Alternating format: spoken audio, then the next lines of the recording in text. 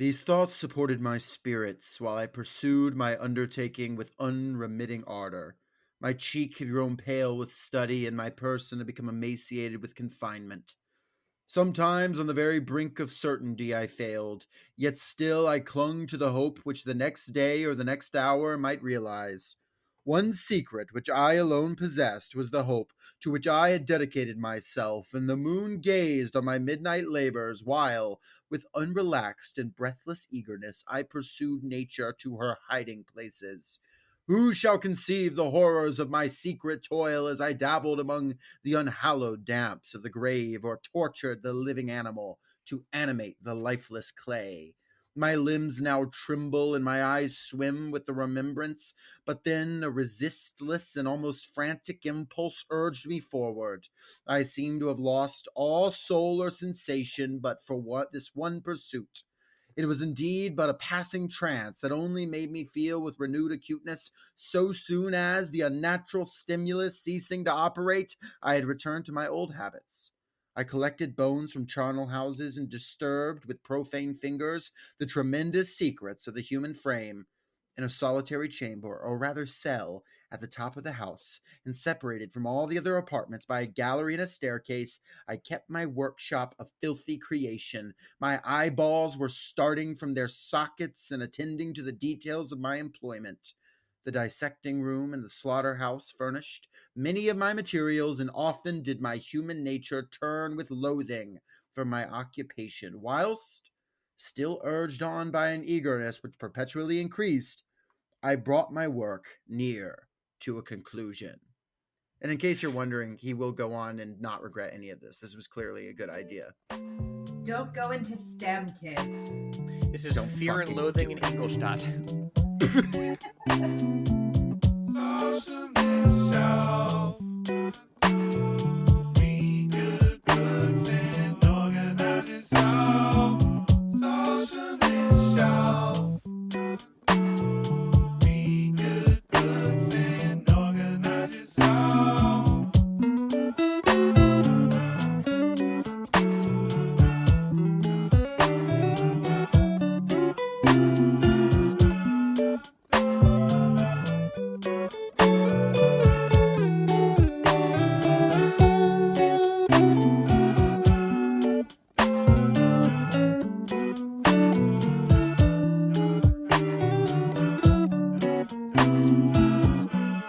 You're now listening to Socialist Shelf Radio. Welcome to Workers Lit, the podcast where I have to read a book every week. So Yeah! I'm Aisha, and I'm here with my friends Jacob and Lenore. We're so here. We've never left. Yeah, we've never left. Mm-hmm. Welcome back, Lenore. I'm glad you're feeling better. I'm glad I'm feeling better too. Like it's one of those like really, really fleeting illnesses that's like the polar opposite of the shit that Frankenstein goes through in this book. You mean Victorian wasting maiden disease? Where you just you just crash out and you rot in your bed for months because you did an experiment. Yeah, what is that? There's that post that has the list of all of the things Victorian maidens have died of. And one of them is like night brain. I think that's what Frankenstein Night has. brain. Oh my god. Yeah. God. Yeah, I think Let me look it up. brain. God, put on the signal. We have to defend the city. Only night Let brain me see. can Let's see what we've got. We've got wrist fevers. Mm-hmm. We've got night brain. We've got going outside at night in Italy. Is wrist fevers like, is he like, you know? I really should be. I assume that's just we have jacking off drawing too much. room anguish. Drawing room anguish. Someone has died of drawing room anguish. I think there's too many pillows, and then not enough pillows. There's also too many novels. That's Was us. That's us. What was the Jane Austen book about the girl who read too many books? Is that Northanger Abbey? No, it's actually Too Many Cooks. It was an Adult Too Swim many books. special. Yeah, Too many I think books. actually Victor Frankenstein probably has read too many books. Yes, he's not read good books. Yeah. He's read like diseased ancient philosophy. Yeah. Yeah, we're talking about Frankenstein or the Modern Prometheus. y'all. And I actually think that she should have gone with the modern Prometheus, and then we would maybe not be caught up on this whole Frankenstein's monster Mhm. business, and we would be arguing who's Prometheus, who's the modern Prometheus, and who's the postmodern Prometheus. Though I was informed by a fan today that the postmodern Prometheus is just Rocky from Rocky Horror. Yeah, So that's so true. That's really good, actually. Technically, the monster's name is also his name is Prometheus. No, his name is also Frankenstein because he's Frankenstein's son, right? that's In a true. manner of speaking, yeah, Yeah. there's several bits where Frankenstein's like, yeah, my child is gonna be like the ultimate grateful child, and it's like, oh girl, oh no. Yeah. Maybe he would have been. You had every opportunity to make If you him had tortured thus. fewer animals in the process of making him, Yeah, I think that he would have been a great son? Question mark. I don't know. I did a post that was like, what was my post? It was like, "Hi, I'm Victor Frankenstein. I'm in love with my cousin, and I built a top, and he hates my guts. I'm gonna kill myself in the Arctic." well, there's stuff about his cousin that I'll get into, of course. Yeah. It was fun. My girlfriend opined that our Frankenstein record could also be like a clip show. Like, yeah, we just Frankenstein bits of our old episodes together. So listeners, every Ooh. so often throughout this record, one of us will be like, "That reminds me of the time that we were talking about the president is missing." Like a fucking Peter Griffin bit. There's just Cutaway. Yes. That reminds me. daydream fade music from Yeah. Arthur. That reminds me of the time we had Nathan J. Robinson on to talk about his book with Noam Chomsky shortly before we found out Noam Chomsky was in the Epstein files. Oh no. Well, at least you didn't have Noam Chomsky on. That's true. The book is still good. The book is still good. Just maybe X out the Chomsky and just leave Nathan J. Robinson. I am not going on record defending anybody or condemning anybody one way or another.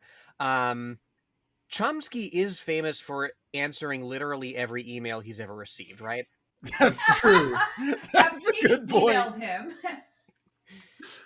Yeah, there's like some real Twitter freaks that used to just have long email exchanges with Chomsky, and Chomsky would email them back, "Please stop emailing me," but he would continue to respond to their emails after he said, "Oh my god, Lenore, you're so right. That's why he's in the Epstein emails, because he'll answer anyone's email." Could very well be. I Jesus don't know enough about his career to say one way or another.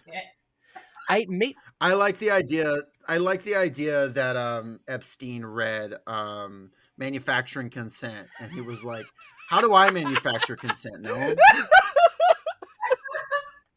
Oh dear. Oh boy. Speaking of consent, let's talk about Frankenstein. Yeah, let's talk about Modern Prometheus. This is a great book, y'all. Fucking detestable narrator. An absolutely evil. And I think Mary guy. knows that. I think Mary Shelley knows that he sucks as much as we do. Absolutely. No, yeah, 100%. It's why we'll get into like the differences between the two like different versions of it, but it's why I tend to believe that it's not as like radical as some scholars make it out to be. But I mean, we'll get into that. Like y'all have read the book before. We all have read the book before, I assume. Yeah, a long time ago. Yeah, in high school probably. Yeah, it's been since like college. It's crazy that the original draft did have like Oscar Isaac mentioned by name. Mm-hmm. Yeah. Yeah. One day a handsome Latino man will play Victor. A Spaniard of arresting countenance.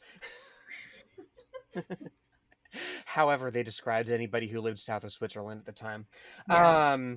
Yeah. This my first brush with Frankenstein, funnily enough. Do y'all remember Wishbone? Yes, of course. Yeah. No. Jacob, did you not watch? Oh, I guess you wouldn't have watched Wishbone growing up. You had other stuff. I had VeggieTales and Adventures in Odyssey. You could do worse than VeggieTales. You did do worse than VeggieTales. Wishbone is a Jack Adventures in Russell Odyssey's who time travels, right? Yeah.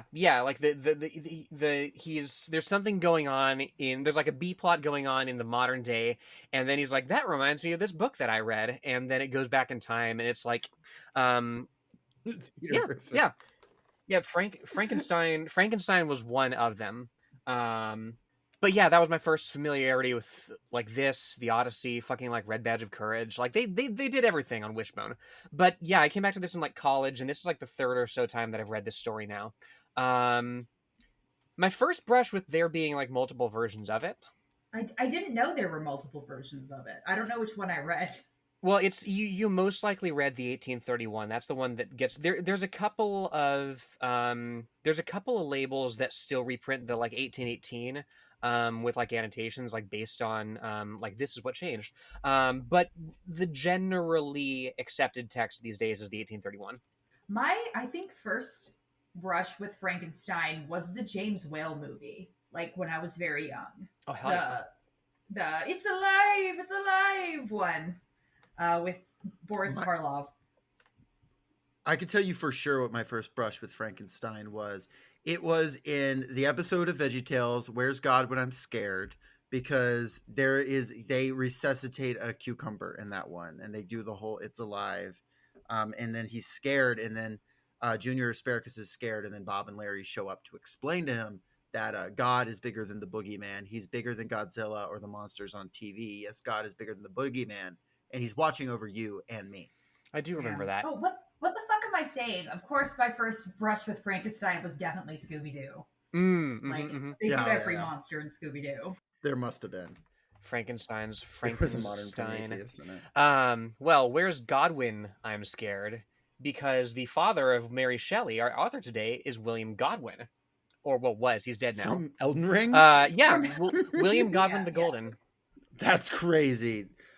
Well, I mean, Mary is George R.R. Martin. She would fit into the naming convention of the demigods and gods from Elden Ring. True. Yeah. True. I think Mary's a little too normal of a name, although there is just like a guy named like Stephen, or like sometimes what is it? There's like General O'Neill. There's just like General O'Neill is so sick. Some yeah, Irishman. just like a normal man. I want the fan fiction where an Irish person gets isekai'd into the lands between and just like takes up a command in Radahn's army. Yeah. That's just who Yeah. O'Neill is. Yeah. Or was O'Neill in Millennia's? I'm not sure. Check out All My Maidens, Elden Ring Lore podcast to find out more. Yeah. But yes, I you cannot talk about Mary Shelley without talking about her folks, of course. William Godwin was her father. He was a prominent public intellectual. He's considered the founder of modern anarchism. Notably, he had a big public feud with Thomas Malthus. Malthus writes all his nonsense about how like, hey, like overpopulation, like we gotta, do eugenics and whatnot.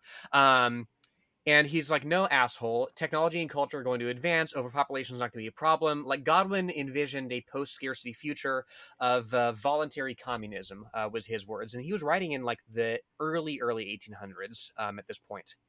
And Malthus just could not stop talking about traps. He had a trap. Sorry, that was terrible. He was right about the overpopulation, like we shouldn't do eugenics thing. Maybe wrong about that people were going to voluntarily agree to like create a better society. But, his heart was in the right place. And speaking of places that his heart was, despite his opposition to the institution of marriage, he marries Mary Wollstonecraft. That's so cool, being against the institution of marriage. He's like, but this lady in particular. Well, because it's like by the awesome. time they get married, real. like Mary's already pregnant, and he's like, "Look, babe," like he said, "babe" as a British man in 1797. Like, it's just going to be easier if we're married, so our daughter's legitimate. So just go with me on this. Like, Mary Wollstonecraft, of course, like. One of the foundational feminist philosophers. She's best known for Vindication of the Rights of Woman. That dropped a couple years after Vindication of the Rights of Men. And in that one, she defended the French Revolution against conservative criticism. That was the other thing that like she made a name for herself about. And she had like critiques of her own about the French Revolution from a feminist perspective, but she retained faith in it as, and this is a quote from her, a glorious chance to obtain more virtue and happiness than hitherto blessed our globe. So, people said a vindication of the rights of man was so cool. Why isn't there a vindication of the rights of man too? And then she said, just you wait, motherfucker.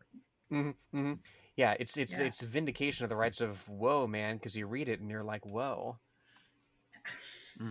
That's the original version of Work by Lin-Manuel Miranda. No, it's not. No, it's fucking not. I thought you were gonna say "Work" by Rihanna, which is the More only work acceptable. that I care about. More acceptable, but makes less sense considering they say all men are created equal. And when I meet Thomas Jefferson, I'm going to persuade him to include women in the Work. sequel. Work. Well, speaking of work, they're kind of married to their work. Lin-Manuel Miranda. Bleep. I can't say anything. I'm Lin-Manuel- on a bad tear of saying. Lin-Manuel Miranda, come on the pod. God, I would have him on the pod. You know, I'm not kidding, less than 2 weeks ago did a Saving Our Democracy event with Hillary Clinton in New York City. And it's like, what year is it? It will never not be 2016. He's just playing the hits. Didn't they do a performance of Assassins with Hillary Clinton there during Yes. which is crazy to me. That is really good. So crazy. I still have to see Assassins. Assassins rocks. It's hard to see Assassins. There's not even a good cam rip of it, but it rips. I actually was listening to the soundtrack to Assassins when I got a text from my wife saying that Trump had been shot. I felt like I was fucking Alan Wake. I was like... Maybe there'll be a musical about that one of these days. Yeah. Alan Wake? The Thomas Crooks? Yeah. My name is Thomas Crooks. And I'm going to be in your history books. Yeah. No, probably not. You missed. So, but yeah, that's what the younger Mary's folks are all about. And they're married to their work. They actually live in separate houses next door to each other. And they communicate largely via servants so they can focus on their writing. So just a normal, to be honest, that was the healthiest relationship you could have in early 19th century England. That might sound strained. That's actually better than 99% of relationships were. Ahead of their time in many ways. But not ahead of their time in terms of medical hygiene, because Mary Wollstonecraft Godwin gives birth to Mary the Younger on 30th August, 1797. 11 days later, she dies of fever. So we're starting off great. But her dad brings her up and brings Mary the Younger up in politics and history and philosophy.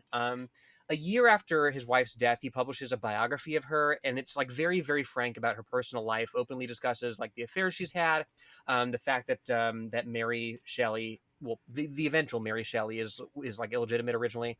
Because Godwin, he genuinely doesn't mean to fuck with her reputation. He's just look, public morality is a construct and a regime. People are messier than we like to discuss. Somebody has to talk about this shit, and this woman I loved embodied, this in many ways.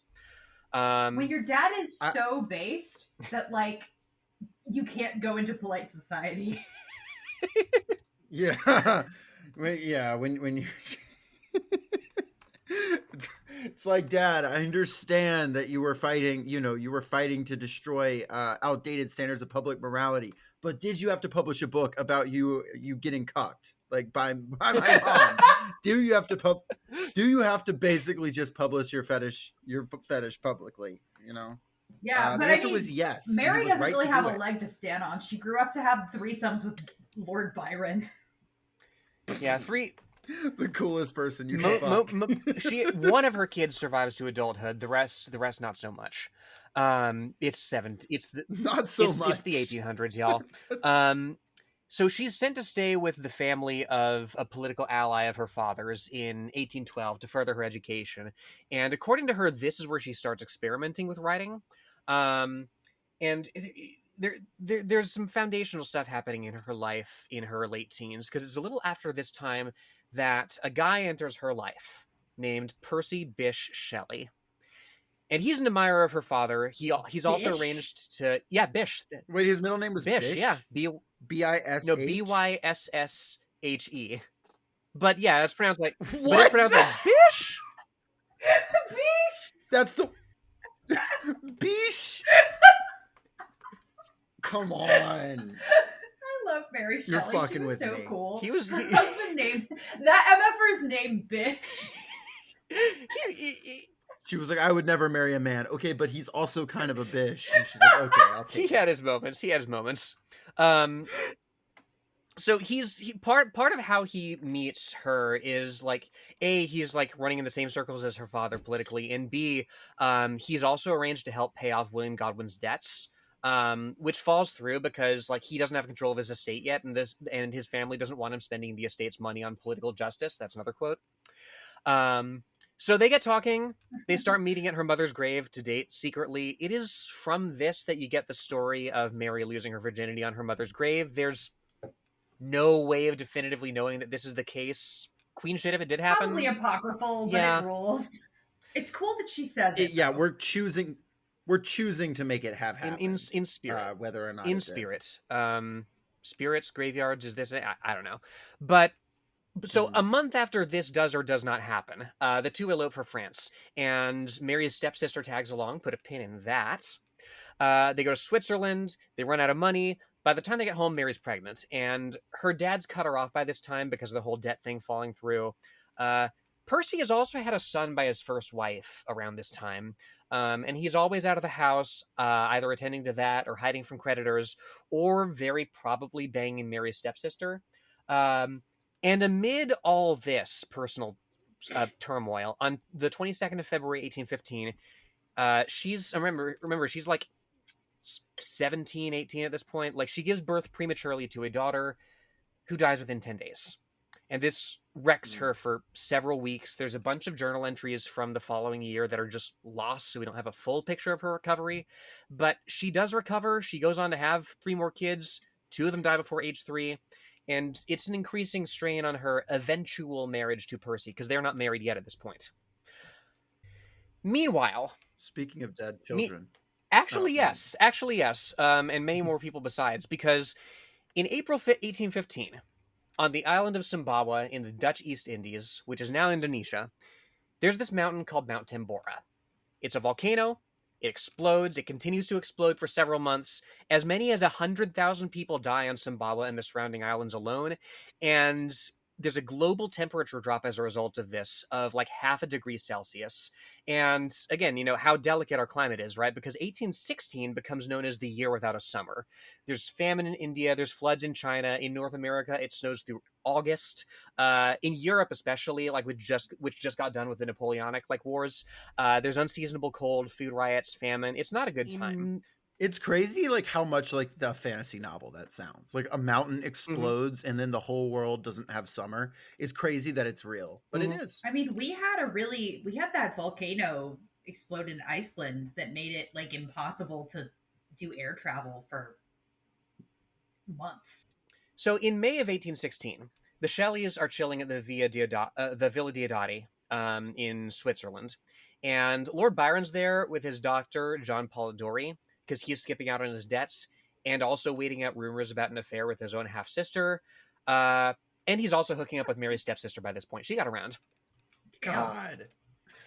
And coolest polycule of all time. No, legit, like they were, I mean, you know, Mary had like a genuine, like sort of attachment to Percy Shelley that kind of challenged her views, like in principle about free love. But like that's what they were trying to model. Sure.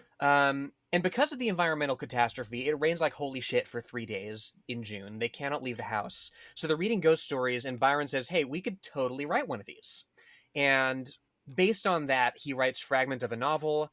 Polidori later writes The Vampire, which is based on the fragment.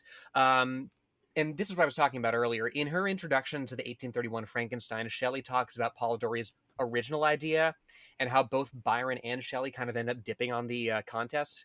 From Shelley. Yeah, because the weather gets nice and they go out to hang out outside, and she's like, no, I'm inventing a genre. Fuck you. I can touch grass later. I'm busy revolutionizing literature.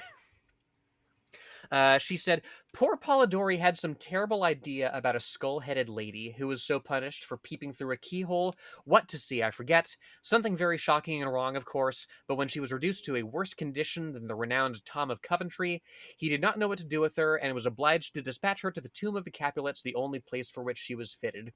Which is 1816, for he just shit-canned the story because he didn't know what to do with it. She's like, yeah, sounds like he was kind of spinning out. His head had become a skull, and he had to deal with that. But yeah, this is where she starts writing Frankenstein. There's a journal entry from July 24th that says, write my story, like as a reminder to herself. That is the first extant written reference to the book, which she completes in May of the following year. By this time, they're back in London. She's reconciled with her father, so the Shelleys aren't totally adrift. And after it's rejected by both Percy's publisher and Byron's publisher, Mary finally gets Frankenstein onto shelves on the first of the year, 1818. The first print runs 500 copies in 3 volumes, which is the style at the time. And it's also published anonymously, so a lot of reviewers think that Mary's husband wrote it because, like, he wrote the preface or whatever. He did line editing, like, at most. It gets kind of mixed reviews, but it does take off. Like, there's a French translation in 1821. The first theatrical adaptation premieres 2 years later. Mary sees it, loves it. It also, this was interesting to me. It originated the Igor character, like, not under that name. What did the play? The play, yeah. There's like a servant that Frankenstein has. And he's not called Igor in this. He's called Fritz. But there's it's that, and also the like not It's Alive, but like It Lives. Like that line, the ghost of it was there originally. And based on the show's success, there's a print run again in 2 volumes. That's the first one that credits Mary as the author. The 1831 edition now, that's the first single volume, and that's the one that's most commonly published, the one we're talking about today. We'll get into like the extent of the revisions, like what it does thematically to the book. I don't think it matters that all that much. One difference. You say we'll get into it. To be clear, I don't know anything about the revisions. I think y'all are gonna have to carry me. Yeah, along. I don't know either. Well, one difference is that in the original, Elizabeth is Victor's cousin by blood. Oh. So she revises it to make her adopted. Wait, no, I as, think like, maybe I did read the original though, because I think that Elizabeth was his cousin by blood in the version I read. Oh yeah, Yeah, I You think didn't read so. it? Was she supposed to not be? there. No, she's like they find her in a house of poor people and adopt her. Oh no, she was his real cousin in the one I read. I Then Interesting. they find another girl like in a house, like they another girl, Justine, is like a girl they take in. mhm. Yeah, no, there's Justine as well. These are Okay. 2 different people. All right, no, she There's was 2 different. She was 100% his cousin in the version I read. I didn't know there were multiple Okay. versions. Mhm. Yeah, neither did I. Wow. It's not too terribly. I don't imagine that we'll get into like too terribly much of a difference. There's literally multiple points in the story where they're like, we know that you think of her as your cousin or maybe even your sister. You don't have to marry her. And he's like, no, I'm gonna. Oh, that's in my version Yeah. too. All right. See, the thing is, they adopt her in the 1830 something version. They find her like at like a poor person's house, and they're like, this pure blonde woman should not be living among the poors. And then she's like, I was the daughter of a great dynasty, but now I'm lost. And they're Yeah. like, we'll adopt you. But like Frankenstein is like 3 and she's like 2. And so he grows up calling her cousin, but also sister. And so it Right. is essentially like to him the same as being like Yeah. There's groomed no to difference marry his really there. sister. But Yeah. the blood difference is there. It's a kind of a weird addition though. Like it's a weird, like I thought it was going to tie back into something, but it was like, no, it's just like this blonde lady shouldn't be poor. She's too blonde for that. This kid is too hot to grow up in squalor. Mm-hmm. Great. I mean, that's Awesome. what Frankenstein thought. God, yeah. Yeah. Well, Aisha, a question then. In chapter 4 of your version, does he talk about like the angel of destruction asserting omnipotent sway over him from the moment he leaves his father's house? I remember the fucking angel from the movie because Mm. that shit was gay as hell. Yeah. But So sick. I don't remember, honestly. I have to check. We refer, of course, to the 2025 film, which we just saw the other day. Yeah. Had a very fruity angel scene. No, yeah, it's strictly an improvement. But yeah, there's. I ask because there's turns of phrase like that that sort of shift the personal responsibility of Victor for making the monster over to like this like vicissitude of fate that just like draws him on this course. So there's a little less of the cautionary tale about this new one. There's a little more pessimism. Yeah. Yeah, no, I think I fully was like, this is completely Victor's fault. So yeah, I think that like in the version I read, it was like, no, this guy is just like a curious dumbass who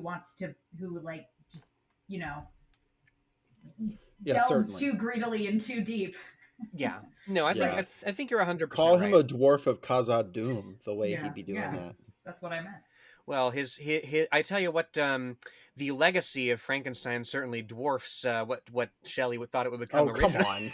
on. I'm on a roll with the segues today. Jesus fucking Christ.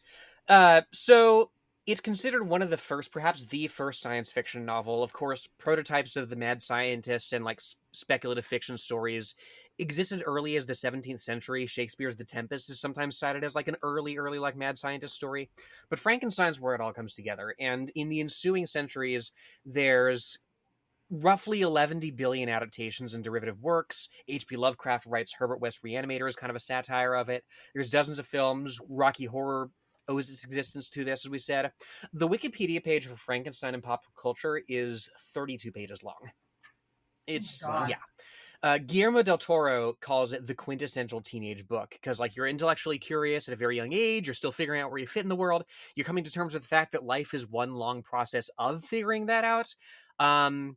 And amid that, what if you are unable to move beyond a catastrophic mistake, such as creating a new species? Makes sense. Yeah, most of my notes are about her up to Frankenstein. I'm gonna speed run the rest of her. Percy Shelley ends up getting in way too much debt. They dip out to Italy in March of 1818. She puts out a couple more books and plays. She almost dies of a miscarriage in 1822. And then Percy dies on July 8th of that year in a boating accident. His corpse washes up near Viareggio, where he's cremated. Mary, despite her like tension between the two, like she does keep his ashes and like the remains of his heart until like her dying day. Along with like locks of hair from her dead children. So she lives from then on partly on an allowance from Percy's father, on the condition of there never being a biography of him. Um, Of He doesn't Percy? want people to know what his son was like. Yep, that's literally it. Yeah, and like it's he also just like flat refuses to see her in person, communicates with her entirely through lawyers. He's an asshole. She writes The Last Man in 1826. It's sometimes cited as the first dystopia. It's savage at the time. Critics call it the process of the product of a diseased imagination. To Oh, her dying, that's like a great endorsement of a book. The product of a diseased imagination. Like if I got that review on something I wrote, I would be so happy. I look at that and I'm like, I want to see what the disease created. Right. Mhm. And speaking of disease, it gets renewed attention in 2020 because it's about a global plague. Right. Yeah. She remains a novelist. She puts out 3 more books in the 1830s, several volumes of an encyclopedia. Her later stuff is well reviewed. It doesn't seem near the success of Frankenstein, though. Like Matilda isn't published until like 1959. Oh my If we God. come back to Shelley, I want to read Valperga. It's about like this Italian warlord who was historical, but like she adds women to the story, sort of like as a philosophical counterweight to the institutions that like men promoted historically. And speaking of promotion, she also promoted Percy's poetry throughout the rest of her life. She gets around eventually the restriction on a biography of him by publishing an edition of his works with extensive biographical annotations. And she uses her money from her writing work to assist single mothers and disgraced women. She lives long enough to send her surviving son to Trinity College to see him marry. And it's in 1851, finally, that she dies of a brain tumor. She is 53, which is Oh, wow. venerable for the time. Pretty young Lenore, I have a for question. brain tumor, What though. was the name of the book you were talking about? The Italian warlord and the women. Valperga. Okay, and it says that it inserts sort of women into the narrative to be a philosophical counterweight. Yeah, there's this like, I'm not making it up. Like her like protagonist character is called Countess Euthanasia. Got it. That That's sick. rocks. Oh, that rules. Oh, she's so cool. So you're telling me, it is telling the story typically about the great men of history, but it includes some women to show a different side of it. Is it very similar to Work by Lin-Manuel Miranda? You know, I fucking saw that look on your face. I knew. we will find out one day when we do our 16-part episode on Hamilton.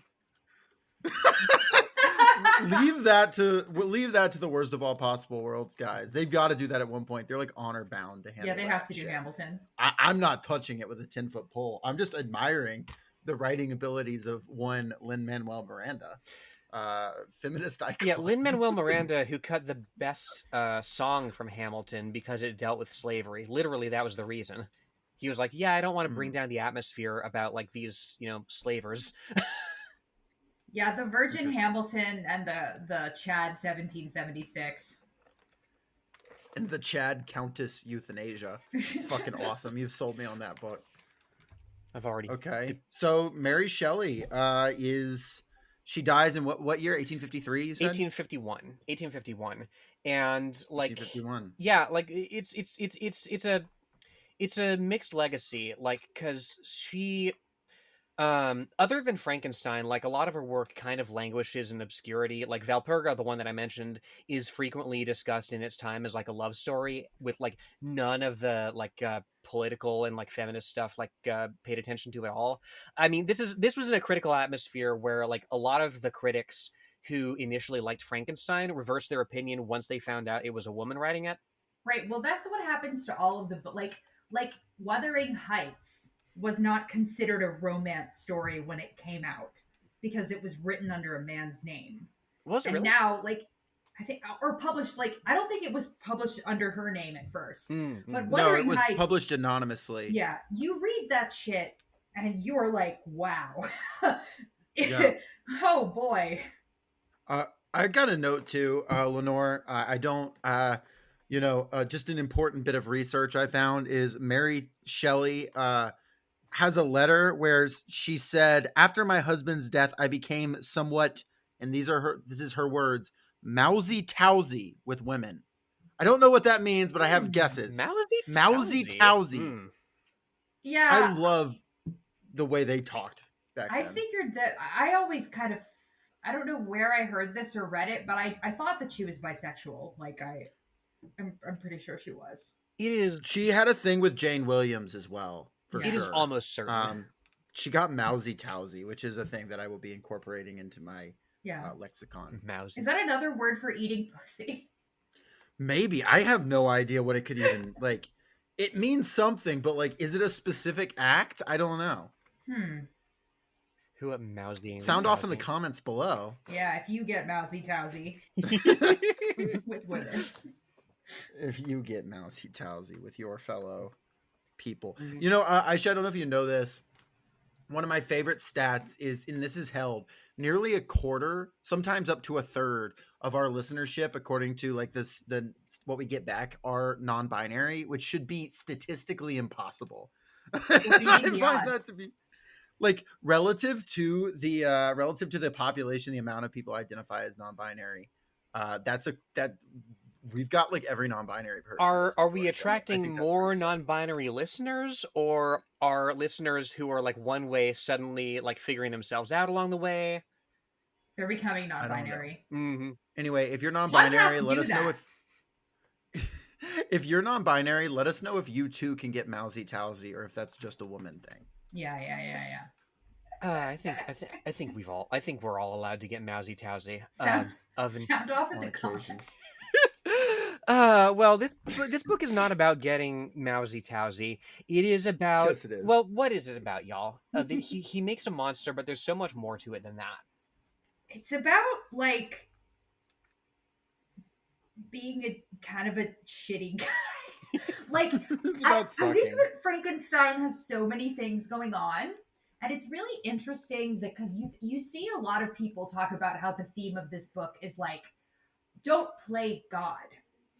But I think that's not what she's trying to say. I think what she's trying to say is, why is God playing God? Like, what right does God have to create us and then abandon us? I think is the point of this book. I agree 100%. Create us monstrously and then expect us to be good. That's kind of what I felt like this was about, because the monster was just like so sympathetic the whole time, which I was kind of not expecting. Yeah, it is very much like this creature has been thrust into the world, has limited contact with its creator. Every bit of contact with its creator that it gets, it has to seek out desperately and go through like all of these fucking hoops to get its creator to even acknowledge it, you know, like humans to God. You know, the way that people are feeling, like desperately trying to get attention, doing anything, acting out, much like a child would. Now, and acting out, sometimes leaving a body count in this case. Right. And it's like, why? Like, what did you do this for? What was the point? What was the grand purpose? And that thing was Frankenstein. Victor Frankenstein had no purpose beyond like he was this arrogant son of a bitch who wanted to create life. Like, He wanted I to mean, see if I he said could it in do the it. quote, Yeah. right? And like not because he had like these great ends, not because he personally wanted to become immortal. Not it was like he was obsessed with arcane knowledge, and he just got in a manic episode and made a guy. Like it's and then he didn't, and then he doesn't want to like own up to it. He It's had the crazy. Like autism that makes you make a guy. right, One yeah, of my you just notes go is, into a why make a guy when there's so many pre-made guys? right. I mean, it even says when the quote I read at the top, I tortured living animals to animate dead clay. It's like, well, why? Why did you do that? No one made you do that. Yeah. Yeah, so I guess like he comes from like a fairly well-off family, um and he grows up, yeah, with this girl named Elizabeth, who is perhaps his cousin, perhaps not, but they grow up together, so they're basically siblings. And from the time they're children, like the parents are like, you guys are gonna get married, which is super weird.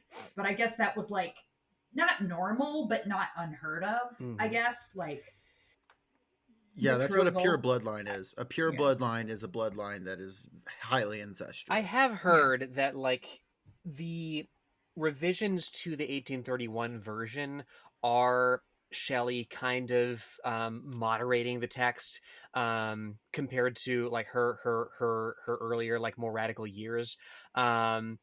And like I can definitely see her toning down the incest, at least explicitly. Like if you're 18 and if you're raised in the house of the father of modern anarchism, yeah, I can totally see you writing a book that's like, yeah, these noble people are playing this like incest like Bene Gesserit game with their children throughout like the generations.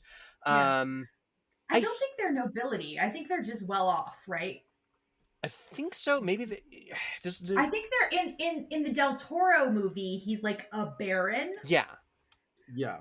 but And but he's not in. Also, I thought it was funny that in the Del Toro movie, his father was a famous surgeon when surgeons were considered like a surgeon was like a butcher, like it was like low class work. His father would have been a physician, but Del Toro, I'm giving you one ding on the Cinema Sins meter. yes, dang. I think the framing of this is interesting because it starts with letters. It starts with letters from a sea captain. Yeah, there's like four Oh, yeah. prologues. The classic, like the classic Victorian framing narrative. Like it's never like I'm just going to tell you a story. It's like, oh, I'm a guy, and a guy told me a story. When in history did people realize they didn't have to write books like this? Because it took a long time. I feel like that this is a thing that happens with all new mediums. Like for a long time, every like audio drama was like a fake documentary because Sure. people just like couldn't imagine like just do a radio play. It's fine. Like yeah, right. It's like a guy doing the Northwest Passage, right? Like a guy trying to do the Terror. And it's a guy who's basically, yeah, he's obsessed with finding the North Pole to understand the secrets of magnetism. Yeah, he's That's truly kind of like magnets. How do they work? yeah. He's amazed by magnets. There is nothing he's going to find when he gets there. And the idea is he's a parallel to Frankenstein. He is a fellow bored rich boy who is risking the lives of a lot of people on a journey to figure something out that he doesn't really need to figure out. Right. And he's also desperate for a friend, which is, again, not that important to the story. But it is funny that Frankenstein's like icy, like ravaged body washes up. And he's like, I've found a friend. He's like, I love this guy. It literally I'm going says, to kiss him on the mouth. Right. He says, I've never seen a more interesting creature. His eyes have generally an expression of wildness and even madness, but there are moments when, if anyone performs an act of kindness towards him or does the most trifling service, his whole countenance is lighted up, as it were, with a beam of benevolence and sweetness that I never saw equaled. I Um, think it's also very like telling that, and like knowing her father was like an anarchist and stuff.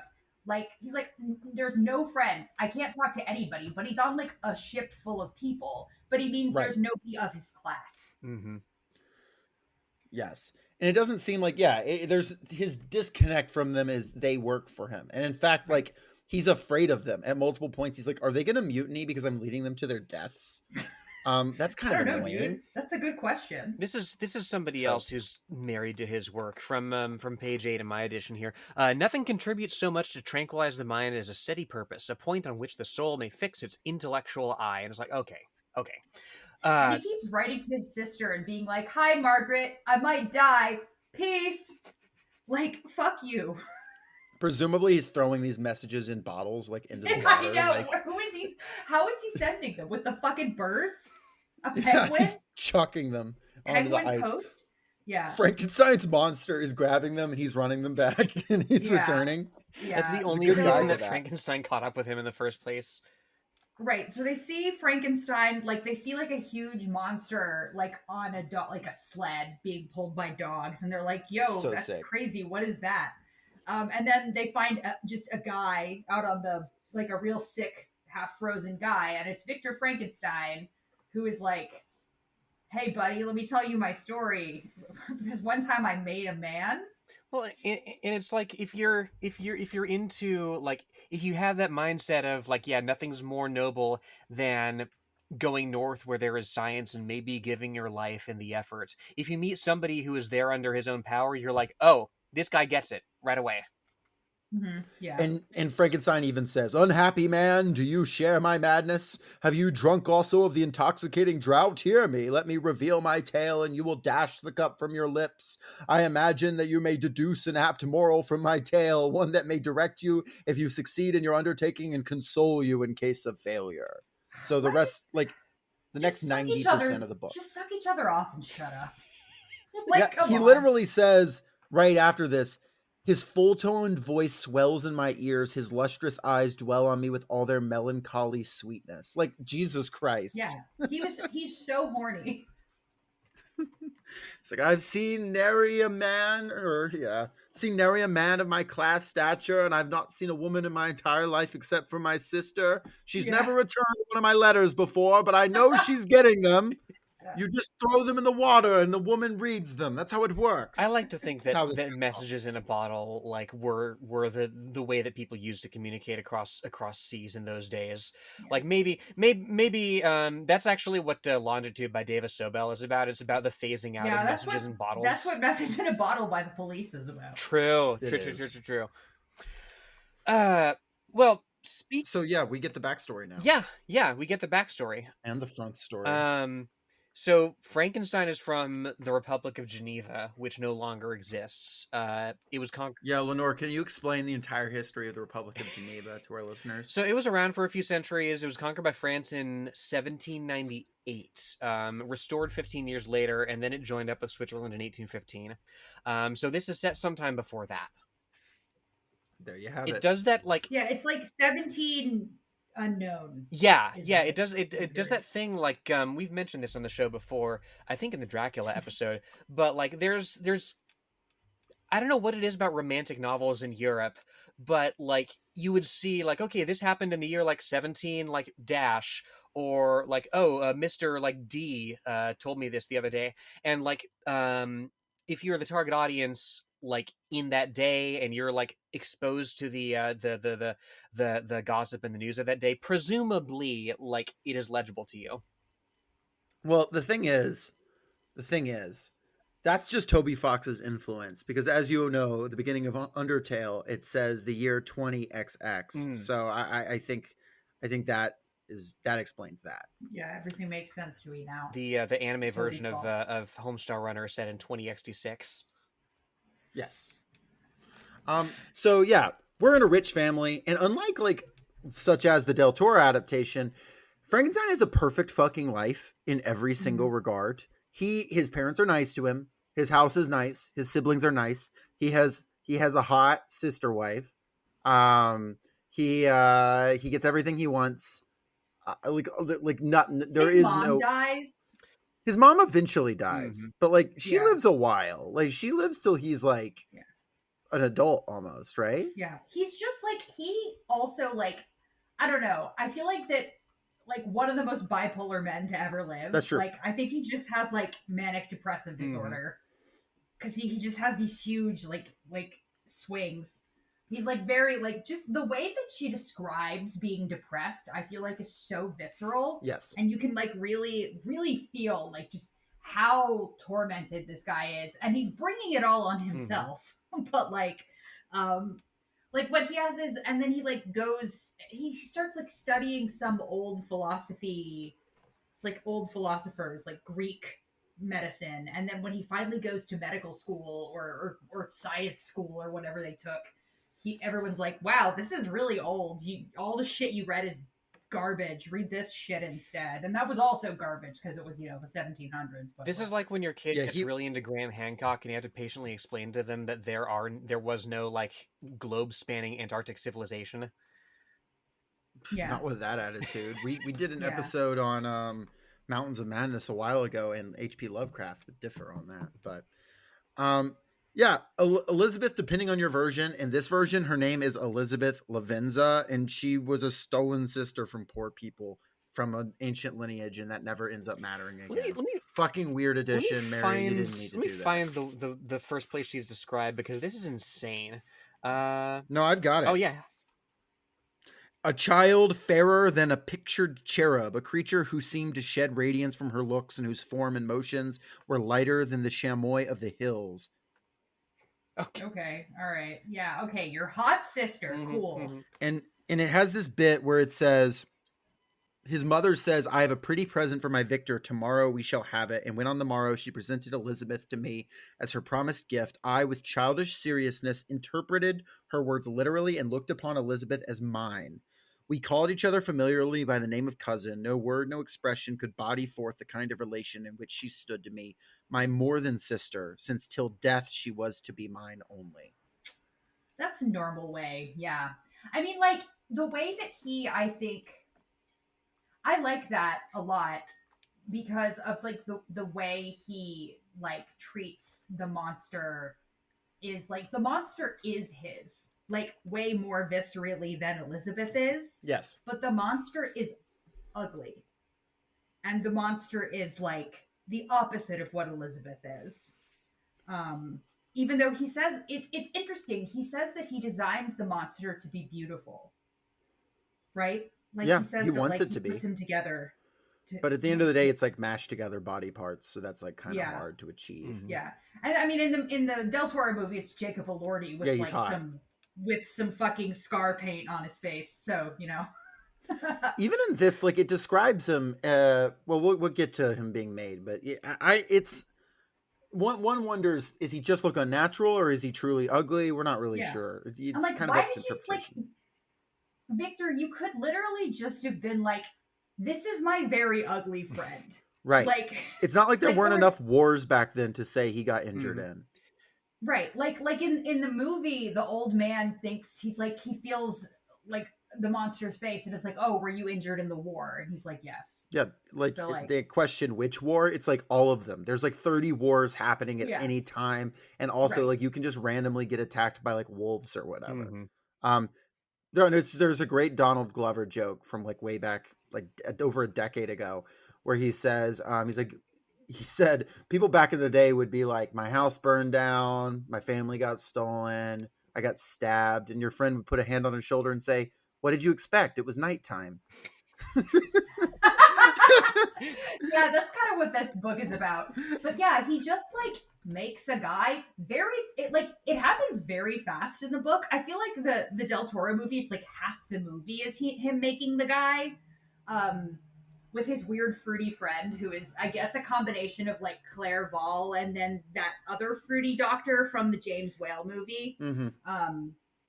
Yeah, he very quickly makes the monster, and it's kind of not ever really described what he does, which kind of makes sense because, like, it's not like she had the internet to look up, like, how to make a guy. So she sort of just, like, elides it, which is fine. That's not the point of the book. Yeah, I mean, I He just does basically it. at the top read the entire process of making the monster that we have, Mm-hmm. which is not a lot. Yeah. Like that is, it's just Yeah. like I was going crazy and walking through charnel houses, and my profane fingers were touching things, and thus a monster was born. We Yeah. don't. It's so much mythos has been born out of like the lightning and the The it's movies, alive yeah. and Igor and like even the Dark Tower. All we have in this book is he is in like an apartment complex for students. He manages to get Yeah. an He attic. does this in his dorm room. Yes, he does it in the attic of his dorm. He does it in when I was It's in so college. We awesome. used to lie to freshmen and say there was a pool on top of our dorm room, and we edited the Yeah, I mean, Wikipedia everybody did page. that. Yeah, we edited the Yeah. Wikipedia page of our college to say it was there. It That's got taken that's down so really good. quickly, but it was like really fast that they saw it. Sorry Wikipedia, but it was worth it. That's where he made the monster in the like the abandoned pool on He top of in his the dorm. pool, yeah. The fucking set for his lab in the Del Toro movie is so awesome. Like that weird old tower with like the hole in the floor for some reason to kill guys with, I guess. It's a video game set. It's like the fucking. Yeah. It's where you fight Darth Maul There in Star there Wars. is something very like 90s comic book movie about it, isn't there? Like Yeah. you could see like another Joel Schumacher Batman movie would take place in that laboratory, like at the climax. Yeah. What do we think about how like understated the monster being made is in this version? Because I hadn't I read this in years, and I kind of like I guess didn't remember how like little there was about monster making. In fact, there's more about monster making when he almost makes a second monster than the first yeah. one. Not that he goes into it there. What do we think about this? Is it a letdown or is that kind of cool? I like it. I think that like I think it kind of goes along with just like how much he's not thinking about this. So like you don't dwell on it much either. And the real interest is like not how the thing is made. It's like what the fallout of the thing is, which is what I think makes it a romantic novel, right? Because it's like how does this make me feel? Like and he's like bad. Cuz he sees the monster and he's like, "Oh, what have I done?" And then he just like leaves him on the table and like goes to sleep. For And months. he wakes up. He wakes up and the monster's like over him, right? Like and Yeah. there's like a bunch of very homoerotic like pictures, illustrations of this. Very famous ones of like him looking very twinky in the bed and the monster just like hugely looming over You've him. probably seen that one Um, print from like the very first theatrical adaptation where like the monster is like rising from the bed and he's kind of hot with it. It yeah, says yeah. it says, "How can I describe my emotions at this catastrophe, or how delineate the wretch whom with such infinite pains and care I had endeavored to form? His limbs were in proportion, and I had selected his features as beautiful. Beautiful, great God! His yellow skin scarcely covered the work of muscles and arteries beneath. His hair was of lustrous black and flowing, his teeth of a pearly whiteness, but these luxuriances only formed a more horrid contrast with his watery eyes that seemed almost of the same color as the dun white sockets in which they were set, his shriveled complexion, and straight black." Sounds like hot, I'm not gonna lie. Like, he Yeah, doesn't yeah. sound I that mean bad. like yeah, that Sounds fine. I think that I think Victor's a pussy, but Yeah. you know, come Well, I on. know he is, whether for this reason or Yeah, not. this guy fucking so he flips out and he immediately is just like, it's so ugly, it must be evil. I Right. hate it. So he does the classic like ugliness equals evilness, and he continues to call it a wretch, and like he basically like all of the hatred he feels for himself at having done this he piles onto the monster, which I think is also very Mhm. like parents do this to their children. Like he's an abusive parent basically. Well, And it's Freaking what and on the neglectful. subject of things parents do to their children, like I'm seeing in this kind of a contrast between how he receives Elizabeth, as like totally uncritical of the idea that she's like his promised sister wife, and that they're destined for each other and he'll take good care of her or whatever. Totally uncritical of that, being handed to him and being raised from a very young age with that, versus the moment that he himself has to step out and by his own agency reproduce this patriarchal dynamic. Because there's a bit in chapter 3 about how like the mom's dying and she tells Elizabeth like, you have to like take my place with our younger kids. Like there's the whole parentification thing. Like she's raised from this very young age to do this uncompensated labor for the family, and that passes without comment. But the moment he himself makes a decision of his own, the moment he himself asserts agency to reproduce this, there's a moment, I think, where he has this like Christian guilt about creating life, that he shrinks from it and he refuses to be the father he fancied himself to be, as much as he fantasized about being, having the ultimate grateful kid, right? He shrinks. He gets one like Marcos Tejo, like tender as the flesh look at the thing that he's complicit in and was raised in, and he shrinks from ever trying to model something better. Victor is the father that stepped down. Yeah. It's very like modern tech bro. Yes. It's like he created the torment nexus. Yes. Like it's never like, should I do this? It's just, I can do this, so I must. Right? Like it's like with no thought of like what you are unleashing on the world. I actually think, and I actually was talking to Amal El-Motar about this. We were talking about how it would be really cool to do a Frankenstein story about an AI. I think that would be, I want to mention too the Christian reading of this, because you've both mentioned it. This idea of, okay, I can make something out of parts. I like to think of the Genesis story, right? The Bible doesn't really say, just says God made man out of clay, breathed life into him, and then with woman, like made her. I loved that bit in the Del Toro movie where the monster escapes from the exploding tower, and like he's in the mud and he takes a handful of mud and he looks at it briefly before getting up, and it's like, yes, he recognizes the clay he was formed from. He is human. Sorry, go on. Right. And I think that there is like a great similarity, yes, and that the movie points it up with that. A great similarity in that we don't really know the process. It is just, this creature has been made out of gross things, but now it is alive and it has been abandoned, and you are calling it a sinner, and you are calling it a wretch, and you are calling it horrible. And it is pursuing you, actively trying to figure out what it's supposed to do, trying to learn, literally forced to like live in the woods and discover fire and build itself up from nothing.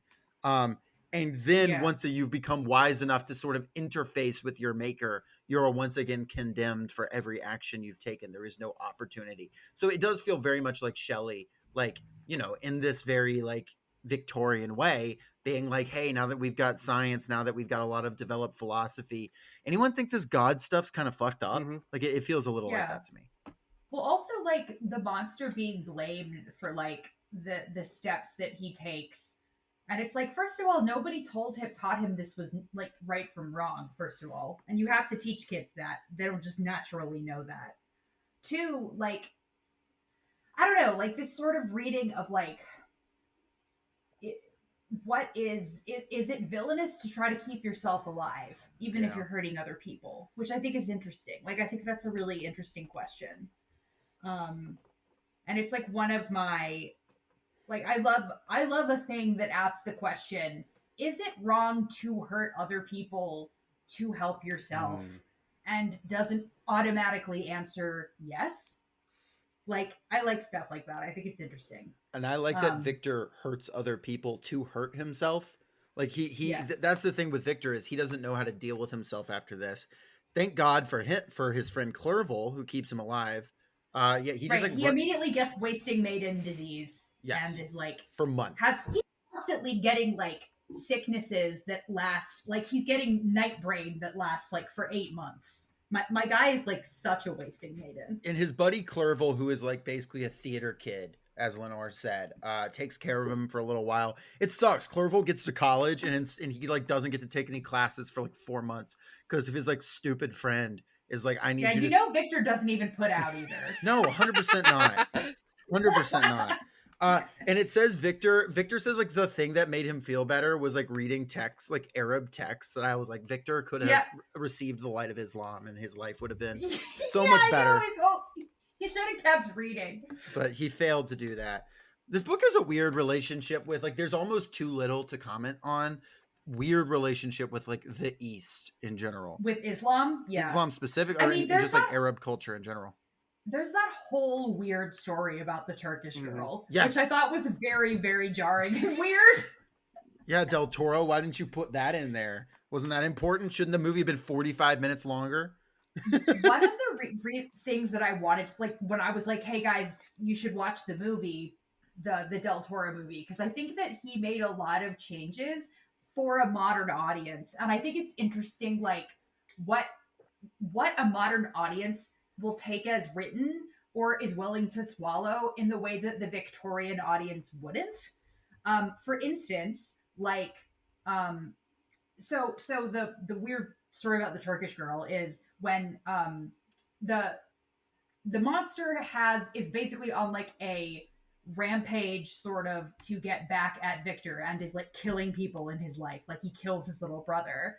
And then the monster like comes to Victor and he's like, okay, I'm going to tell you my story. Sit down, bitch. Now it's time for a story within a story within a story. And he like tells him about what has happened to him since Victor abandoned him. And the thing he does is basically he like lives in the walls of a family's house.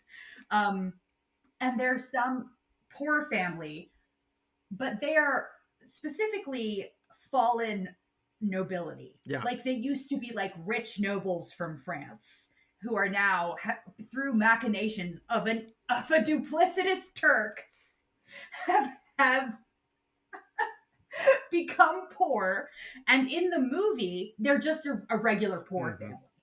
Like it's just some peasants that he like connects with, but a Victorian audience would never have been able to, like, that would have been so weird to them. They were like, these people because aren't classes anybody. just didn't mix. I Yeah. do like that it's a French family, and that's how Monster learns to read, which means the monster almost for sure has a French accent when he talks. And that really fucks things up a lot when you imagine him giving these long monologues. It's like, Victor's oui, fucking my German, creator. right? Victor would be speaking German, right? Yeah, but that fits. That Yeah. fits. Geneva is the what? Like, is that French or is that German? Switzerland. Let me mute while I type. I think it's German because the monster mentions that French is not the language of the land that he's on. Yeah, he So doesn't it has mention to, how he it would picked have up to the be new. German. Yeah. He never mentions how he picked up the new language. He just kind of does.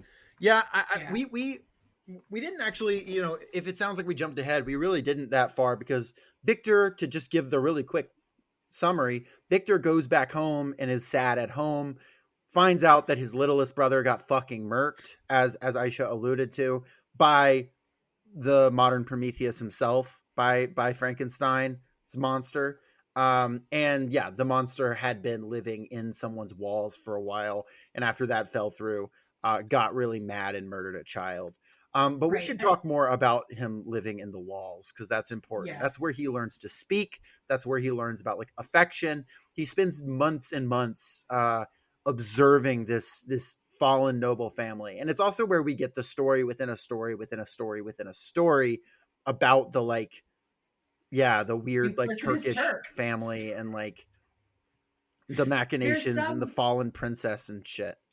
Yeah, Safi, I think her name was. Sophia, maybe, I don't know. The girl. Yeah. I want to sit Mary Shelley down and be like, you don't have to write like this. You can just write the book. I was kind of perplexed by this section because I felt like the most like Victorian morality part was this part. Sure. But knowing who Mary Shelley is and like the stuff that she believed in, I found it weird that she put it into the mouth of the monster, because like the monster I feel like you're supposed to sympathize with. But like the whole thing with like, oh, Safi wanted to come and live with this family because she's a Christian and she didn't want to go back to the Ottoman Empire where she would be in a harem. I'm like, what? Yeah, unlike What are here you in talking?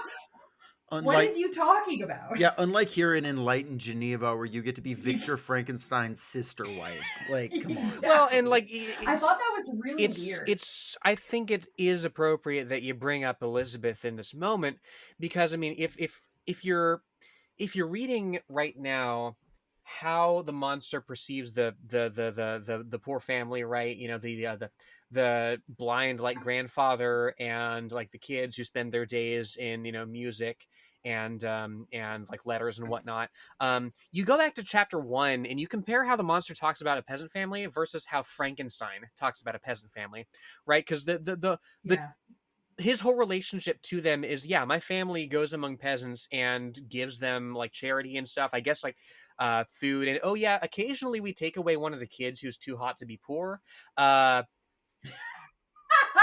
that wasn't in my Yeah, version. Crazy So, edition. the monster's charity involves, because the monster like does stuff for the family, like he gathers like firewood for them, like he fixes shit around the farm like totally unseen, like, and this is, yeah, it's not because God told him to, like he doesn't know about God at this stage, like it involves nothing of right, his own soul's absolution. He doesn't occupy a class position that perpetuates and depends on there being class division, and has charity as this sort of right, indulgence that you perform, right? He doesn't have an extractive relationship with these peasants. right. Yeah, he just Mm-hmm. helps them. And then, like, there's in the movie, there's like some terrible CGI wolves who attack. Yeah, that part sucks. The CGI is it's really heinous. It's Netflix, so um but and then all the people see him and like scream, and I'm just like, it's just Jacob Elordi. He's just got some stuff on his face. He's fine. Like, he looks great. And it's essentially what happens in the book as well, is they see him, they freak There's out. no CGI wolves in the book. Yeah. Jacob Elordi hadn't They been see invented him. yet. They would have lost their minds. Yeah, they hadn't That's true. invented Jacob Gosh, Elordi yet. what would Mary Shelley and Percy have done with a Jacob Elordi? Who can say? Probably But in those lost they journal would have loved. entries. R.I.P. Mary, you would have loved Saltburn. But basically that family, having seen Frankenstein's monster, freaks the fuck out, says we gotta move. And so Frankenstein says he puts explosives around the house and blows it up. Or Frankenstein's monster does. The modern Prometheus does. He surrounds the house he and reacts. blows it He up. reacts like a child to everything, like his rage, because he doesn't know like how to regulate his emotions. So when he gets mad, he like, tears stuff apart. And I think it's interesting that in the movie, Frankenstein himself does the fire. Like, he burns down his lab trying to kill the monster, and then he like blows his leg off, which I thought was great. It's a better reason for being bedridden for months than just, oh, I did the coolest thing in the world and now I'm gonna cry about it. Yeah.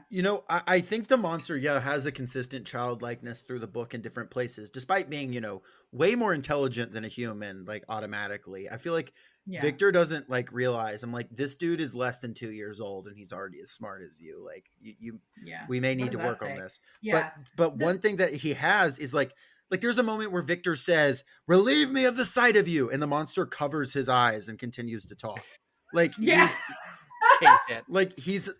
a little kid. Like, when Victor says, when Victor like goes crazy and he's like yelling at him, he just responds with the same energy Victor gets. He just does like agony from Into the Woods, just being like, I expected this. All men hate the wretched. Like, they go back and forth, just like, my life is the worst. No, my life is the worst. Like, the monster is constantly matching his energy. And then the monster is like, you need to be a woman.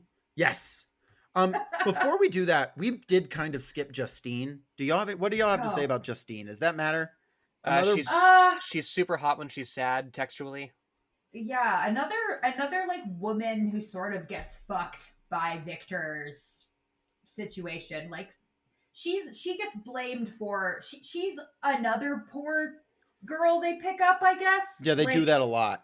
In Yeah, fact, they're always picking beautiful babies in up. fact, Victor's mom is also a poor girl who gets picked up. Yeah. Like canonically, is also a poor girl who gets like adopted, But married. someone who's driven to Yeah. poverty by like misfortune, right? Because like she's this daughter of a merchant, and he like loses his fortunes in some unspecified way, and she works her ass off, like, um, keeping him alive, basically.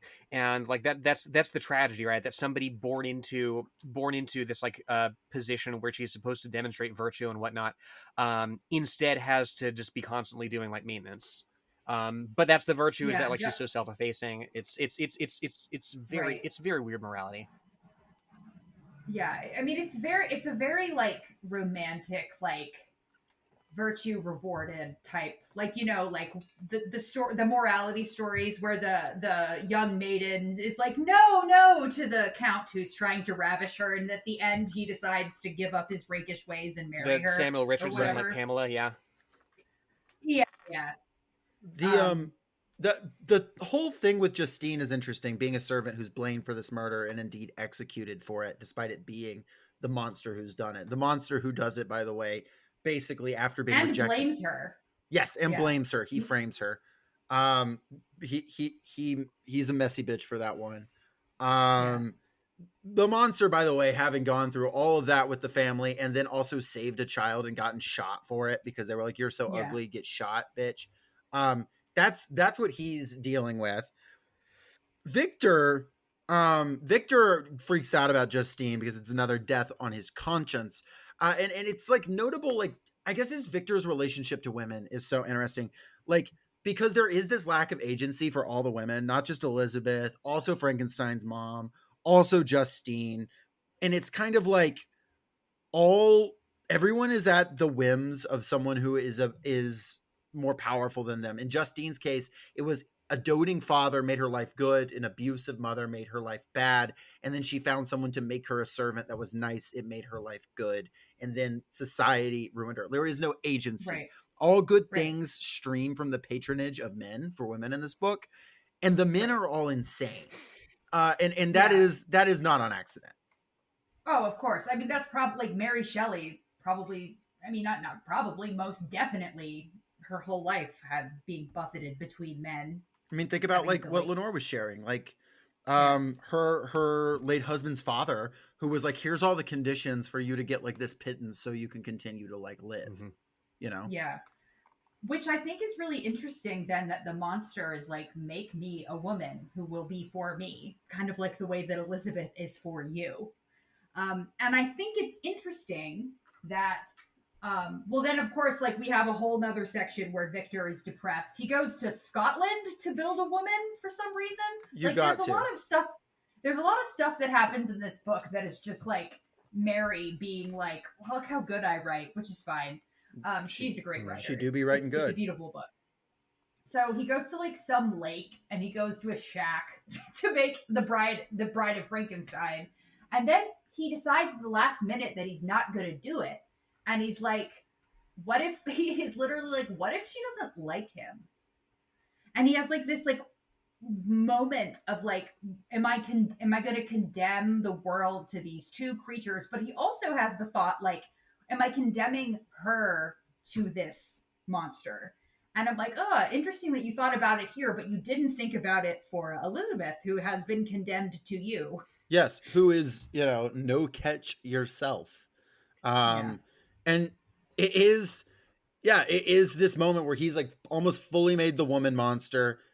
He falls through it. He doesn't do it. And of course, Frankenstein's monster, the Prometheus himself, freaks the fuck out and says, he has this whole moment where he gnashes his teeth. That's a very particular turn of phrase, right? Because that's literally what happens in hell, according to the Bible, is there's gnashing of teeth. And he says, and this is literally Adam being denied his Eve, right? When God made the world, he did not see that everything was good, fully very good, until man had a mate. That's what it says in Genesis. And Frankenstein says, "Shall each man," cried he, "find," or not Frankenstein, Frankenstein's monster, sorry, "find a wife for his bosom, and each beast have his mate, and I be alone? I had feelings of affection, and they were requited by detestation and scorn. Man, you may hate, but beware. Your hours will pass in dread and misery, and soon the bolt will fall, which must ravish from you your happiness forever. He goes on for paragraphs like this, and it all Yeah. rules, but you should just read the book if you want to read. Waiting to see the porno version where he's like, Victor, you're my Frankenstein. bride. Honestly, like the Oscar Isaac Jacob Elordi scene was like one degree removed from that. Yeah. I mean, the movie, I do like the fact that they like take time to have Victor actually like he doesn't immediately like make the monster and then is like disgusted. He's like very delighted by him. He thinks he's cute and he's like, "Oh, come, I'll teach you things. Look, this is the leaf." Like Yeah, it's the but feeling of it yeah, not working out just how he wanted it to that makes him right. frustrated. It is much more tech bro in that sense. Well, also his version of Mia Goth wants to fuck the monster, not him. She's the It's first also what person who pisses him asks off. the monster like who hurt you, you know? Like the first Yeah. person who, sees him as, somebody who isn't simply to be acted on. Right. I like Elizabeth in the Mhm. movie. I like that they changed her to be his brother's fiance who he's into, and then she just like is extremely horny for the monster because like why wouldn't you be? Mhm. Like Right. look at him. There's a there then is this whole weird plot where like he washes up on the shore of Ireland and they think that he's a murderer, which like he kind of is, right? Because the monster kills Clerval, his annoying gay friend that was like his nursemaid. Boyfriend, yeah. And I want to put it on the record. The monster has done some bad things in this book objectively. Clerval's goal in London was to link up with the East India Company and help with colonization in India. It says it in the book. This monster objectively saved lives by killing Clerval. Yeah. That is a fine thing to do. It's Critical weird because support for the monster. it's weird because Clerval and Victor, like at college, have like two different like moments where they're like briefly mention how sad it was that like people colonized North America and killed a lot of Native Americans. That happens like twice in this book that comes up. Just no interrogation of like, hey, what about the whole India thing? But It's that false Yeah. dichotomy of like, oh well, the settler colonialism is bad, but like the like administrative like British Raj thing we got going on. Well, the Raj hadn't been invented yet. It's It was enlightened. still mhm. Well, there's lots of moments, and I don't know how much of it is just like Mary Shelley, living at the time. So being, even though she was very progressive, being, um, a product of her time. But I think there is a lot of hypocrisy in this book. Like the book is, I think, almost like about hypocrisy. Like Victor being able to dish it out but not take it, basically, like in a lot of ways. And there's like a lot of people in this book that are like that like cannot see outside their own frame of reference to see how they look to other people. And for sure, like the way that whenever slavery gets brought up in this book, right? It's the most annoying fucking verbal tick of Frankenstein's. Is like he repeatedly compares his situation to like being in the power of this monster. He can't hurt him. He's just waiting for the monster to come back and like do some other horrible thing. And he's like, yeah, I'm in bondage to this thing. I'm in slavery to this thing. Let me see. I have a specific thing here. Yeah, I mean the monster says to him, what does he say? He says, "You are my creator, but I am your master. Obey." Hot. Yeah, like I appeared rather like one doomed by slavery to toil in the mines. That is, in a larger sense, though, that is Frankenstein's tendency to exceptionalize everything and anything that happens to him, like and the people around him, like nothing. He's like, I've suffered more than anybody. oh yeah, in the world. when his little brother gets murdered by the monster, nothing in human shape could have destroyed the fair child, and it's like, Mr. Frankenstein, let me introduce you to a guy called Jeffrey Epstein. Yeah, or just like children dying all the time in the era. Like, what do you mean? Like, he also like even his family is like, okay, yeah, it sucks that your brother died, but could you calm down? His family's like, chill. Like, well, he does not chill. His lack of chill, in fact, leads into Frankenstein's monster promising, "I'll see you again on your wedding night." Which again, like, I'm gonna fuck you. imagine, I'm gonna fuck your wife. Yeah. That's the Del Toro version. He's I he, got a he note Yeah. he's before gonna we he's hop gonna to cuck that. his creator. Like Frankenstein's over there in like Mhm. the armchair, and like Elizabeth's just getting it on with the monster. I really think that Oscar Isaac Victor would have been fine Mm, with that. Probably. He has cuck chair energy. He just wants to see Mia Goth naked, and he'll do it any way he needs to. Yeah. Um, I gotta say before we jump over to that, it would not be me if I did not bring up that there was an English Civil War reference in this novel, which is a thing that makes my brain go burr, as some may know.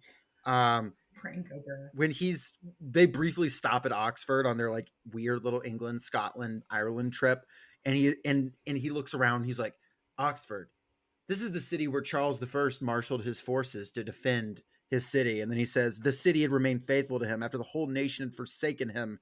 Um, the memory of the unfortunate king and his companions gave peculiar interest to every part of the city. The spirit of elder days found a dwelling here. And it's like, I'm sorry, Charles I was one of the biggest like pieces of shit like ever. Like one of the biggest losers of all time. Like you I mean, out loud, I multiple times was like, girl, what is you talking about whenever Victor says shit? I really appreciate that she threw that in there because that really shows how much of a loser Victor is, that he likes Charles the yes. First. Charles the First, who is the first king in all of human history to be executed by his people under the laws of his own nation. That's crazy. To be king and under your own law get executed. Like, come on, man. Yeah. Like, Get executed, bitch. yes. And then they bring back your son, and they're like, okay, you can be king, but we've got our eye on you. And then they did a bunch of colonization. And then 350 years later, like one of your descendants becomes king for like I don't know how much Charles III, like how much time he has left, but like it's not going to be glamorous. He got those sausage fingers. Who those knows make him what's wrong with strong them. and healthy. The monster also has those sausage fingers, and they get wrapped around Elizabeth's throat. Yeah, he fucking just kills his wife. He does not fuck his wife. You're supposed to squeeze No. the sides of the neck, not the trachea. Yeah, exactly. He doesn't know about choking. He's in the UK. They made choking porn illegal there. Oh God, they did. He says he trembled when that happened. He trembled with excess of agitation. And he said, I doubt not of that haughty I fierceness. doubt not of fierce hotties. Yeah, which the martyrs of old are said to have possessed. Frankenstein self describes as one of the martyrs of old. God, Right. Fucking loser. earlier when Yeah, like the whole fuck this Justine guy. thing's going on, there's a bit where he's like, the tortures of the accused did not equal mine. She was sustained by innocence, but the fangs of remorse tore my bosom and would not forego their hold. Fuck off! You're not getting executed. Yeah, he fucking sucks. And then he like goes right. Also, like then he chases the monster to the Arctic, and Yeah. that's how he ends up. Like, I wonder, record scratch. Wonder how you. I bet you wondering how I ended up in this position. Well, he fucking just like followed the monster to the Arctic, and like got owned, and now he's gonna die. Fuck you, Victor Frankenstein. love this Rest whole in section. piss. I love this whole section because the monster stays just far enough away from him that he can't get him. The monster's leaving little letters. He's standing in the distance, aura farming. I know. He's like, if you make it far enough, fast enough, I'll leave you some food. And we find out the monster gets a gun at a certain point because the villagers in like Crimea or wherever the fuck he is are like, hey, this monster took a boat from us with a gun. He had like a bunch of What do you pistols. mean? So I actually think it's really sweet the monster is like helping him because he's so fucking bad at everything. I left you a dead That's rabbit. true. Enjoy. Right. And then he like in the movie he like I don't know, like the implication of what their relationship is in the movie is like, what does he say? He's like, Victor, you only listen to me when I hurt you. Which Yeah. is like, wow, what has been going on with these two? But yeah, and then like Victor drops dead, and then the monster comes in afterwards and is like, I feel kind of bad now. Yeah, I love this whole part. Like the fact that Frankenstein's monster also gets a dog sled is hilarious to me. Yeah. Like just every time he does something that's like humanish, like whether it be have a Cute. gun, whether it be have a dog sled, it's like this is just a guy. Like Right. calm down. Right. And then the part of the Del Toro's movie I did not like is I did not think the end felt earned at all. No. Like, because in the end, like they meet and like they forgive each other, and I don't know, I just don't think it works. um I think it kind of undermines the story. I understand why he did it, just because it's like a retelling, so it doesn't have to be exactly the same. But yeah, that's the only part of the movie that I that didn't work for Mhm. me. The and the ending here is not like that. The ending here is more along the lines of just like resigned indifference. We both played our part, and now we're both gone. You have this grand speech where the monster finds, Frankenstein. Frankenstein has passed, with left with his like captain friend who is seeking the North Pole. Um and the monster gives this whole speech where he says, "When I run over the frightful catalog of my sins," imagine this in a French accent because I can't do one. "I cannot believe that I am the same creature whose thoughts were once filled with sublime and transcendent visions of the beauty and the majesty of goodness. But it is even so. The fallen angel becomes a malignant devil. Yet even that enemy of God and man had friends and associates in his desolation, and I am alone." And then he goes on to say, "Am I to be thought the only criminal when all humankind sinned against me? Why do you not hate Felix?" Felix being one of the guys, the guy at that like cottage, "who drove his friend from his door with contumely?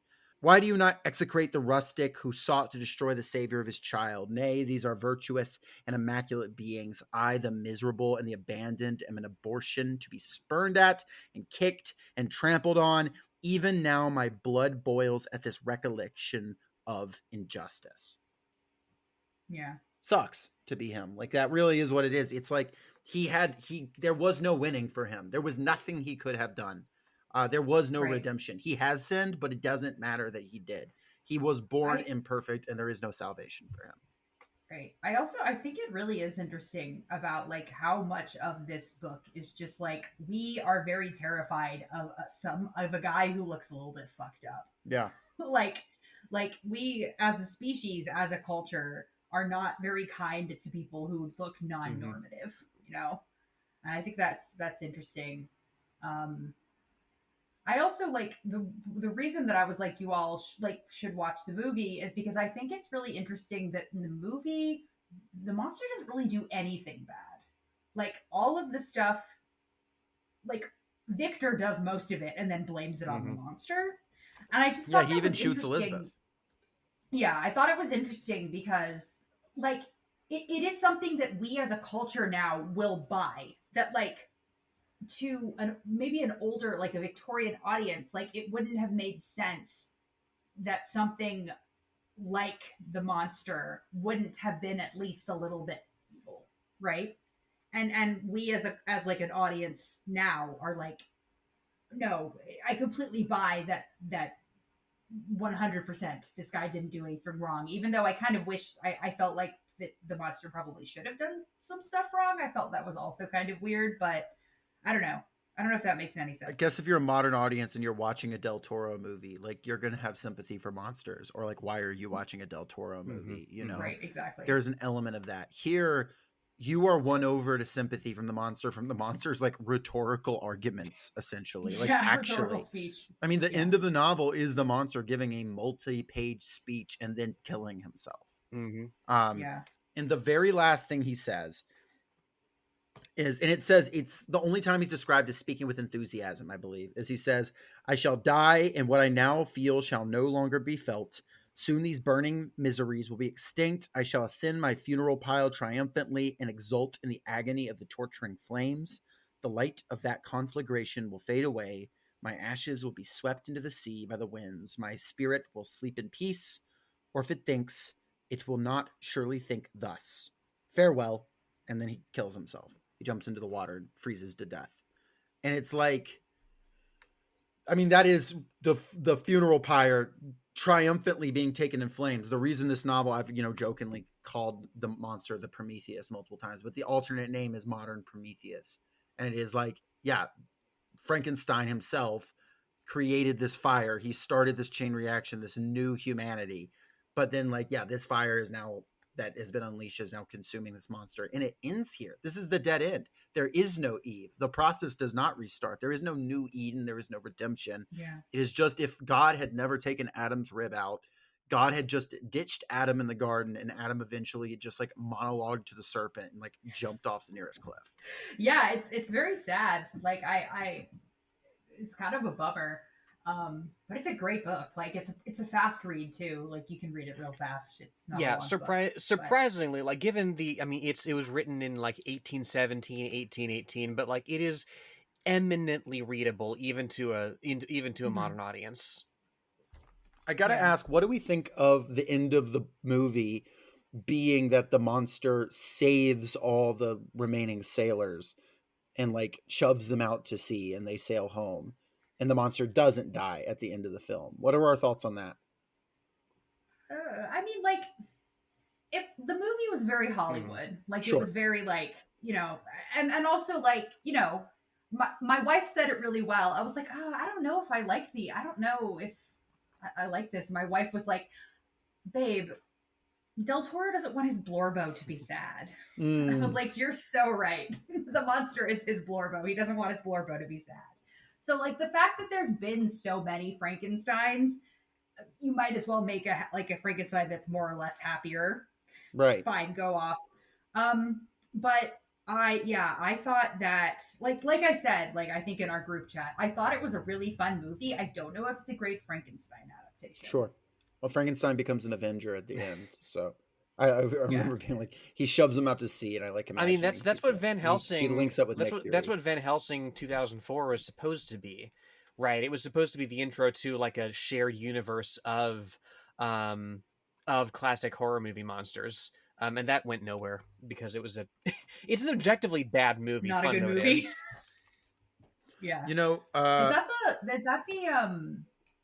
the one with Kate Beckinsale? It certainly is. Hell yeah, brother. if you want Del Toro being mean to one of his characters, you have but to watch Midnight Alley, because he does not care what happens to Bradley Mm, Cooper. In fact, he wants his life to suck. So he can do mhm. it, but he's not going to do it to a monster. He loves The monsters. thing I really liked how much a piece of shit Victor was in the movie. Yes. Like he Yes. just like sucks so bad, Hmm. and like Oscar Isaac was so great. I've seen Yeah. some people like critiquing his performance, and I thought his performance was great. I thought it was really camp and fun. Um, so it's like a beautiful movie. The costumes are incredible. The CGI is ass, but the animatronics are incredible.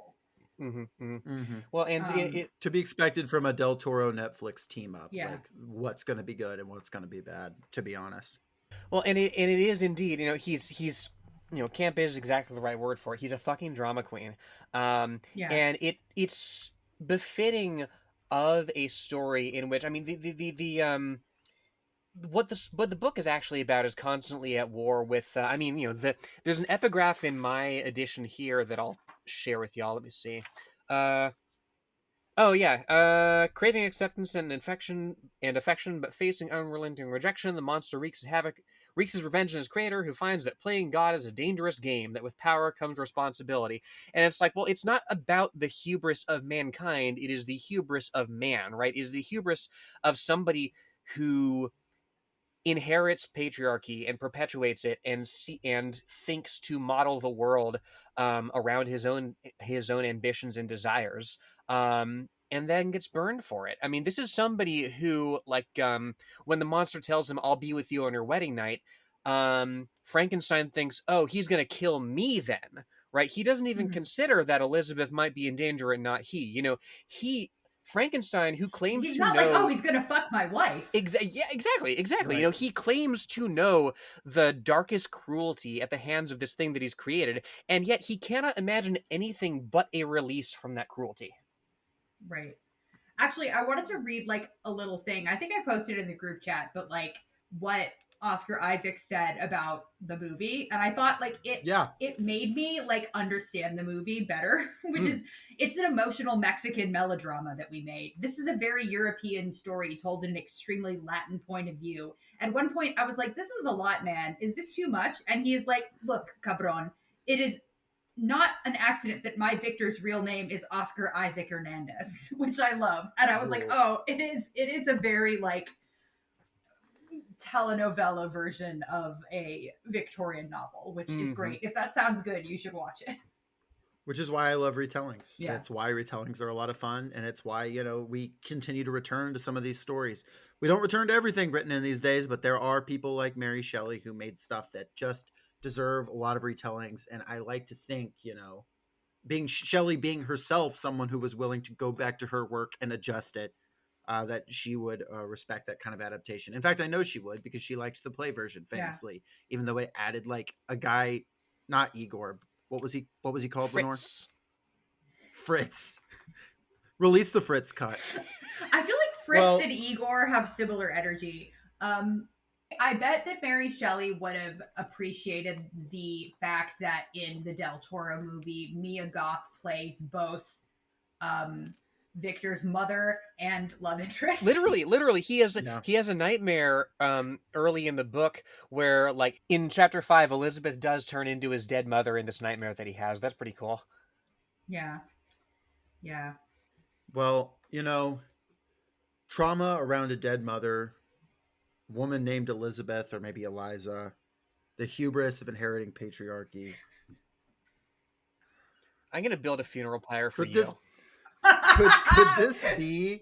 Could this be the prototype for Work by Lin-Manuel Miranda? This is where we announce we're doing Hamilton next week. We are not doing Hamilton. We're not. No, do Hamilton next week, because I don't have to do it.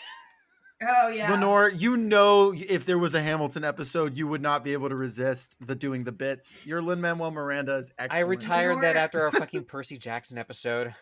You should. No, I know it will come back one day. I believe in it. Go back to our Percy Jackson episode and hear Lenore do Lin-Manuel Miranda as the god Hermes. It's awesome. Doing a sonic inflation joke at the same time. Oh my god!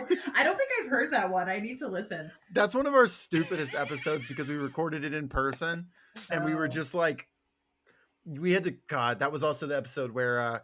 The same episode where the name was like, we wrote it in Maoist standard English, so the name was like 30 words long, and the episode was C bio for title, and it was like Percy Jackson and the Protracted People's War or whatever. I should come down sometime and we can record in person. That would be fun. I would love I'm that. not too far away from you guys. That'd be a blast. Hell yeah. Well, what are we doing next week, Aisha? Because it's pretty exciting. So next week we are doing The Secret History by Donna Tartt, which is long as shit, but I'm like halfway through it right now. It fucking rips. I love it. Rules. I'm obsessed with it. So good. You like demon twinks? You like dark academia, even though I hate that term? Yep. Yeah. Yeah, we're gonna have the creators of the Penumbra podcast on next weekend. So that's gonna be so cool. Not weekend. Lenore, unfortunately, will be floating on some ice trying to recover Frankenstein's monster so he can guest on the pod to explain that in the modern United States, he would be accepted in several communities. There's a really weird derivative work from like the 70s where Frankenstein's monster is alive and well in America and like plotting revenge on all of humanity and trying to use Victor's science to create like this perfect race of slave monsters. It's called Slave of Frankenstein. It's bizarre. Oh, that's weird. I feel like that in real life he would just be hanging out with the LGBT community. Yeah. He can, we're happy to have him. We have room for the monster. LGBTF. F for Frankenstein. Because that's his name now. He's taken it from the dead fuck Frankenstein. Victor. There are the Draculas and there are the Frankensteins. Exactly. Who would win, a Dracula or a Frankenstein, having now covered both? Well, if you go watch Van Helsing, Dracula ultimately loses.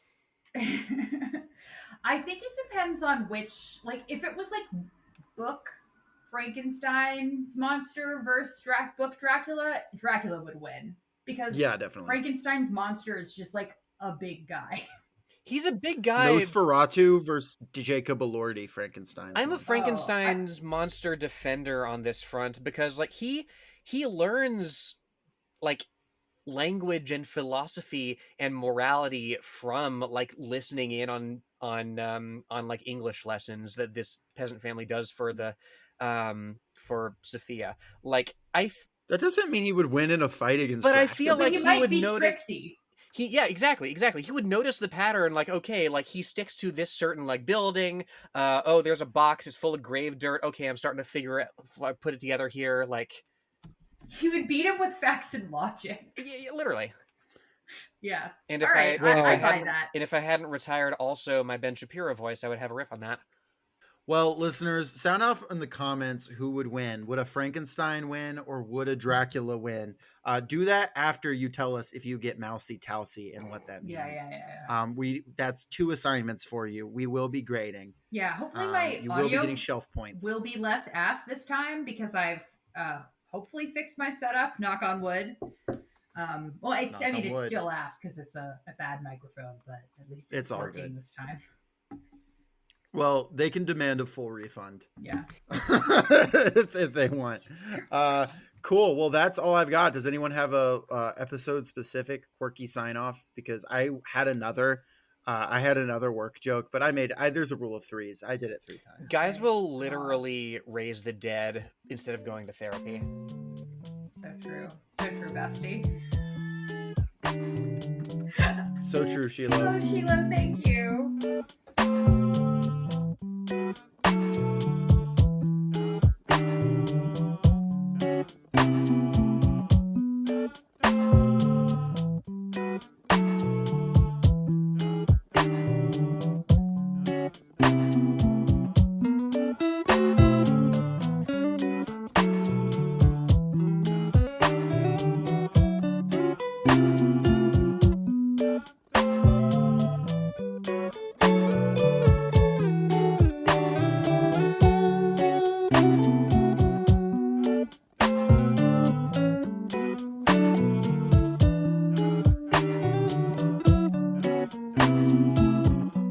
Thank you for listening to Socialist Shelf Radio.